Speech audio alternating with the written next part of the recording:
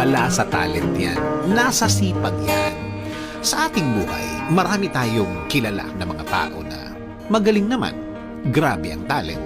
Grabe ang mga abilities nila. Minsan, nagugulat ang mga tao sa paligid niya na may kakayanan pala silang ganon. Kaya pala niya ng ganon. Pero bakit ganon? Bakit ganon ang kalagayan niya sa buhay? Bakit parang hindi match? Bakit parang hindi niya mapakinabangan ang talent niya? Kasi nga, wala sa talent yan. Nasa